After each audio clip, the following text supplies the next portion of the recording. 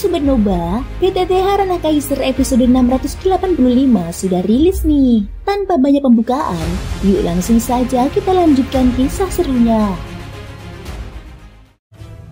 Di episode sebelumnya, setelah pertemuan rahasia di wilayah Taisu, penguasa susu memerintahkan Swan King untuk melaksanakan rencana besar yang syarat resiko. Dia juga memanggil dua bayangan pengikut setianya, Yao Nantian dan Bing Leidong, untuk membahas kematian Tian Luolan yang diyakini berkaitan dengan reinkarnasi sang makhluk tertinggi dari dunia sensi. Sementara itu, Sufian Tai, mantan pengkhianat Taisu, dibebaskan dari kurungan oleh Susu, namun hanya dijadikan pion di bawah kendali Swan King. Meskipun terlihat bebas, kepergiannya sudah diperhitungkan oleh Susu yang ingin memanfaatkannya sebagai variabel baru untuk memancing kemunculan sang makhluk tertinggi.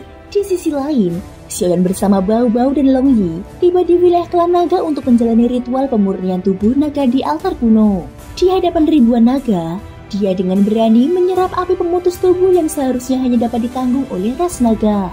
Proses itu membuat tubuh dan avatar Yuan Shen miliknya melewati batas makhluk fana, menunjukkan potensi luar biasa untuk melampaui kekuatan naga itu sendiri. Xiaoyan menutup matanya rapat-rapat. Di dalam tubuh utamanya, jumlah api jiwa naga perlahan meningkat di bawah kendali penuh dirinya. Api ini berbeda dari nyala api miliknya sendiri. Dia merupakan perwujudan jiwa para leluhur naga, yang dengan pengorbanan besar membentuk api tersebut demi membuka jalan bagi generasi penerus. Di tengah kobaran itu, Xiaoyan dapat merasakan keberadaan sisa jiwa yang amat kuat. Beberapa di antaranya, semasa hidup bahkan merupakan eksistensi di tingkat kelima keabadian dewa. Mereka tidak meninggalkan tubuh maupun jiwa utuh, melainkan menjadikan diri mereka sendiri sebagai bagian dari tempat suci ini. Wilayah tersebut adalah tanah terlarang mutlak bagi seluruh ras di dunia Sanhai. Tanpa izin Xuan Huang, bahkan bukan hanya manusia, tidak ada makhluk dari ras manapun yang diperbolehkan memasukinya. Tempat ini adalah wilayah pewarisan dan pembinaan seluruh klan naga, pusat pertumbuhan dan kekuatan mereka. Kepercayaan yang Xuan Huang berikan kepada Xiaoyan telah melampaui dugaan apapun. Seiring berlalunya waktu, api jiwa naga di dalam tubuh avatar Yuan Shen Xiaoyan meningkat hingga mencapai 30.000 helai. Seluruh tubuh yang sedang duduk bersila itu terbakar dengan nyala api hebat yang menjalar dari dagingnya sendiri, seolah tubuhnya sedang dibakar dari dalam. Dalam siklus penghancuran dan pemulihan berulang, tubuh avatar Yuan Shen menjadi semakin kuat. Bagi Xiaoyan yang mengamati melalui tubuh aslinya, yang ia lihat bukan sekedar kehancuran fisik, melainkan inti dari api jiwa naga itu sendiri. Ia mengerti bahwa tujuannya bukan hanya memperkuat tubuh, melainkan juga memahami makna terdalam dari api tersebut. Xiaoyan pun bergumam dalam diam, jika aku belum dapat melangkah ke tingkat keempat, maka aku harus mengumpulkan lebih banyak kekuatan asal dan hukum.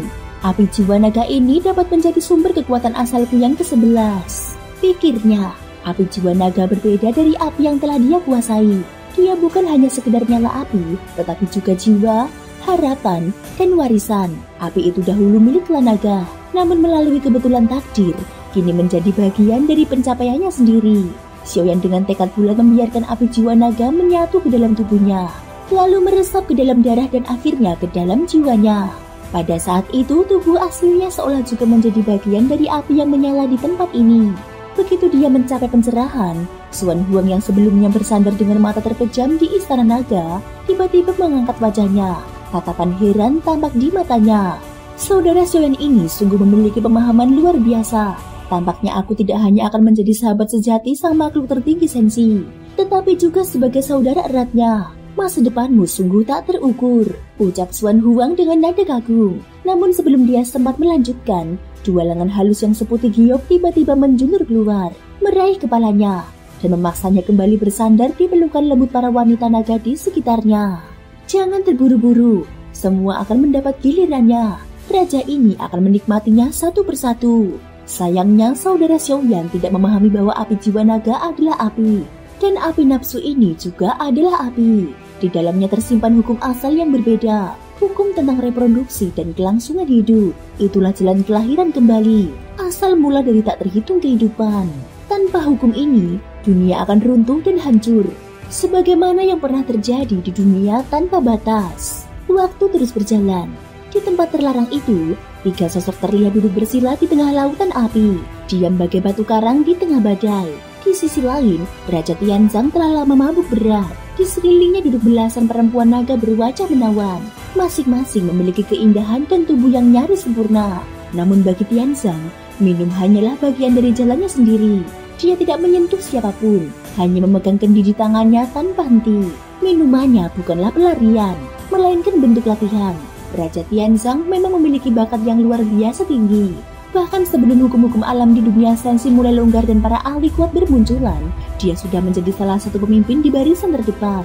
Kekuatannya meningkat pesat hingga mencapai tingkat kelima keabadian dewa, sejajar dengan tingkat kekuatan milik Suqian Taiyi. Di antara para dewa kuat di wilayah sensi, dia termasuk jajaran puncak. Tianzang meneguk araknya dan tertawa lantang. Terima kasih atas kebersamaan kalian. Para nona, anggur ini sungguh luar biasa. Sungguh anggur yang baik. Raja Tianzang tertawa keras. Namun di balik tawa itu, tersembunyi aura yang tajam dan agung. Dia seperti tombak panjang yang terbungkus kain kasar, menyimpan kekuatan tajamnya di dalam diam. Hanya akan meledak saat tiba waktunya. Waktu berlalu tanpa terasa. Suatu hari, seberkas cahaya merah terbang mendekati Xuan Huang. Cahaya itu berhenti di hadapannya dan berubah menjadi selai bulu api. Pesan dari klan Pinik.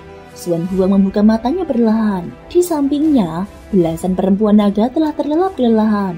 Xuan Huang mengulurkan tangan, menyentuh bulu itu. Transmisi suara spiritual terdengar dari dalam nyala api. Saudara Xuan Huang, mengenai klan Siming, kami telah menemukan petunjuk. Segeralah menuju lautan mimpi. Aku telah berangkat terlebih dahulu dan akan menunggumu di sana. Begitu pesan itu berakhir, nyala bulu api perlahan memudar. Ekspresi Xuan Huang menjadi serius. Dia segera bangkit, mengenakan jubahnya. Tubuhnya yang besar menjulang seperti gunung kecil. Seandainya para perempuan naga di sekitarnya bukanlah makhluk dengan tubuh sekuat gajah, mereka tidak akan sanggup menahan beban kekuatan darinya. Xuan Huang berjalan menuju altar naga. Di sana Xiaoyan dan Longyan masih belum keluar dari ruang latihan mereka. Dia melangkah masuk untuk memastikan keadaan. Pemandangan yang terlihat membuatnya tertegun.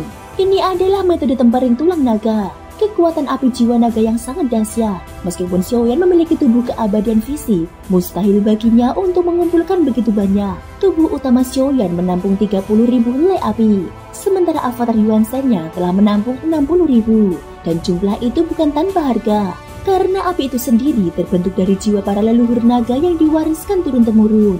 Saudara Xiaoyan, Xuan Huang berucap lirih dengan senyum getir. Klan Pinik telah mengirimkan pesan. Namun jika keadaan ini terus berlanjut, aku khawatir api jiwa naga di sini akan terserap habis olehmu. Xuan Huang tidak bisa menyembunyikan rasa khawatirnya. Bagaimanapun, banyak generasi muda naga yang masih membutuhkan tempat ini untuk berlatih. Kekuatan suatu ras tidak pernah bergantung pada satu individu saja, tetapi pada kesinambungan antar generasi. Hanya dengan terus berkembang, suatu klan dapat berdiri tegak menjaga dunia Shanghai. Xiaoyan perlahan membuka matanya. Seketika, 30.000 helai api jiwa naga menyebar keluar dari tubuhnya, berkilau laksana kunang-kunang di malam gelap. Aura darah dan kekuatannya memancar darinya kini jauh lebih kuat dari sebelumnya. Meski jarak menuju ranah keabadian fisik dewa kuno masih panjang, peningkatan sekecil apapun pada tingkat ini sudah sangat berharga baginya. Dia tetap merasa puas. Xuan Huang menyerahkan bulu api kepada Xiaoyan agar membaca pesan klan Pinik secara langsung.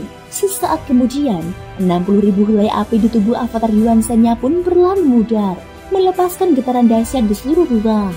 Api naga yang sempat meredup kini kembali berkobar dengan sempurna. Sementara itu, Long Yi yang berada di sisi lain bangkit perlahan. Tanpa suara, kekuatan dahsyat meledak dari tubuhnya. Long Yi, kita harus berangkat, ucap Xiaoyan. Dalam sekejap, api jiwa naga di tubuh Long Yi menyembur bagai gunung berapi. Aura darah yang keluar dari tubuhnya menandakan kekuatan fisik yang luar biasa, bahkan mendekati tingkat para leluhur naga. Untuk Long Yi, tempat ini adalah surga sejati bagi tubuh naga, membuat kekuatan fisiknya menembus batas dalam waktu singkat. Sedangkan bagi Xiaoyan dan avatar Yuan Shen-nya yang bukan keturunan naga, hasil yang diperoleh memang tidak sebesar itu. Namun manfaat yang mereka dapatkan tetap tidak ternilai, karena disinilah fondasi bagi kekuatan baru mereka terbentuk. Thank you guys sudah mendengarkan ceritaku di episode kali ini sampai akhir. Ikutin terus kelanjutan episode berikutnya ya. Terima kasih buat kalian semua yang udah subscribe, like, dan komennya. Semoga hari kalian menyenangkan. Sampai jumpa dan bye.